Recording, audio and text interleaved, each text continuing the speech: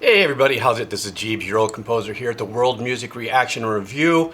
And onwards and forwards I plow into OST reactions. Very first listens, obviously, because I don't play video games, but the music journey has been extraordinary. And it looks like the list that I've compiled is quite the list. So thank you all for still sending me your suggestions, okay? I am reading as much as I can, and I grab the title, I put them on a list, and then I throw a dart and I do it. And so right now I'm doing a track from, I guess the game is called God of War, Ragnarök, and the name of the track is Ragnarök. So because I don't know the video game, I don't know where this falls in the campaigns, is that what you call it, or in the different section of the games. And so I need you to tell me down in the comments where this kind of hangs out. Also, I do want to let you know, had an extraordinary day. A couple days ago, I actually interviewed Marty O'Donnell, the Halo composer, and I'm going to be releasing that podcast here on this channel Monday. So, all right, here we go. So thank you guys for all your suggestions, for your support. Some people have been buying me coffee and stuff like that. Thank you. All those links are down below. I really do appreciate it. A couple bucks for a cup of coffee makes a difference. Keeps me nice and buzzed so I can do this. All right, let's do this. This is God of War, Ragnarök, and the name of the track is Ragnarök. All right.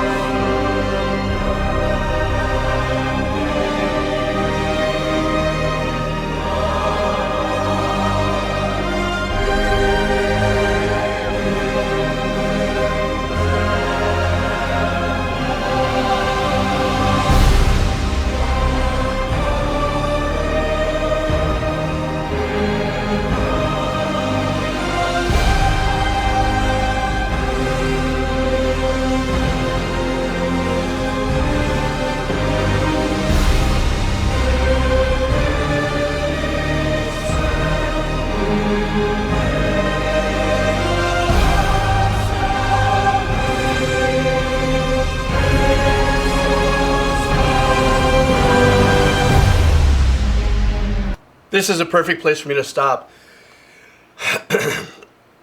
I'm not gonna geek out so hard, but I don't know if I can help it. This is an excellent example of being able to peel open the potential and the power of an orchestra arrangement at a time. And what I mean by that is, let's first start with that little dissonant opening that was going on in the strings. At the opening of this, doesn't that feel a little kind of like there's this weird uncomfort, as there's this little pattern that's being played, and then as another arrangement takes over and gets a little more into the quarter notes, or gets a little more into longer da da, it kind of works with it, and then as that melody drifts away, still keeping that pattern, it makes you kind of go, ah, and we call that dissonance, you know, and it's an existing thing that's used in music all the time. And it's to create these moments of uncomfort or tension or anxiety, but the composer releases you from that as that melody kind of meanders through and starts to grow. And like I said at the very beginning of this stop, we listen now to, let me see, how far along am I into this now? I can't tell really how far along. I think maybe I'm 2 minutes or so into this. This was an expose of taking arrangements and layering them and moving them on top of each other. The bottom is that pattern is very consistent and really just kind of keeps you in there. It's like it's an orchestral bass line.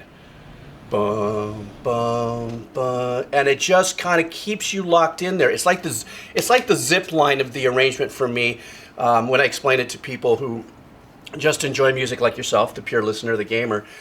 And it's something that you can rely on a lot of times to keep us kind of in a focus as these arrangements in each section of the orchestra starts to peel off. And what I mean by that is, in strings, for instance, you have four, bass, cello, viola, violin. Violin could be split. A lot of various things can happen there. So therefore, there's that whole body of tones and elements and dynamics and emotions that can be peeled open. And then we heard it grow, grow, grow, grow until this point. Same thing with the brass section. The brass section could be, the trombones, the trumpets, the horns. It could be tuba, French horns. You start to hear that bloom and hold its own range. And as this grows, you hear each one of these sections keeping unique patterns, and the arranger, the composer, builds on top of it. And it seems to me like probably in the game, since I don't know the game, this is a very kind of like pensive start to kind of a powerful, I don't know if it's not quite glorious, but it's more like I don't know, we're arriving, we're coming, or something like that, and we're here to, to beat down the guy or to celebrate. It just, since I don't know the game, I'm talking bubbles here, but it's a wonderful, wonderful, wonderful expose of building arrangements.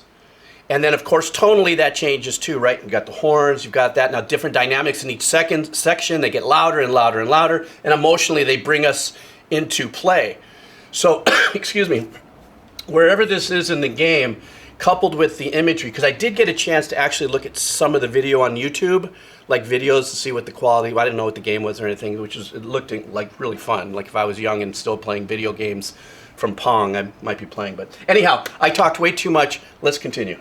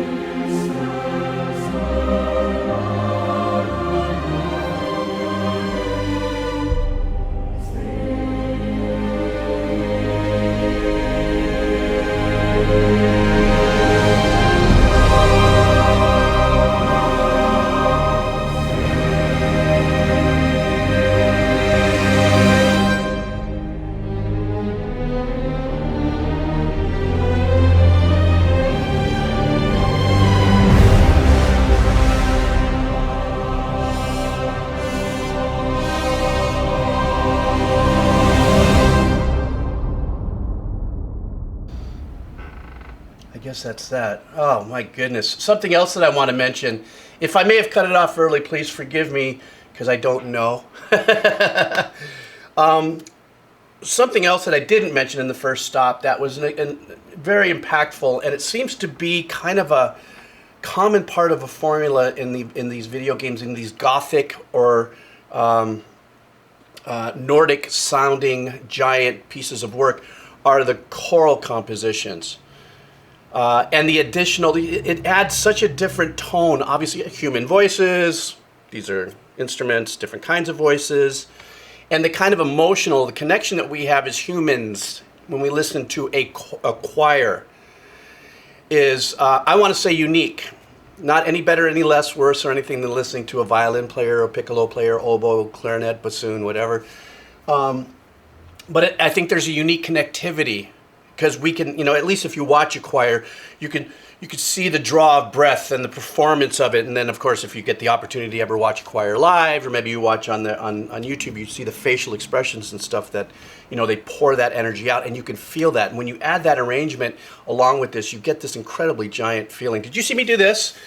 That was me getting chicken skin. And that's what we call it here in Hawaii, but some people call it all different things. What do you guys call it if you're around the world? If, you get goosebumps, I guess that's another thing. And a lot of that has to do, too, with these dynamics. When I came back in, when I stopped, there was the tom-toms were going, the tom-toms, sorry, that's the heavy metal channel coming in. The timpani or the bass drums, the bigger drums and stuff, or storm drums if it was maybe overdubbed with stems. It built up to this section. Matter of fact, I stopped when it brought us back down into this beautiful, soft, mellow passage. And then another thing you may have seen me doing was going da-da-da-da-da, was another wonderful thing that I actually talked to Marty O'Donnell about, that I loved about orchestrating and writing music of this nature, is that you can have these counter melodies.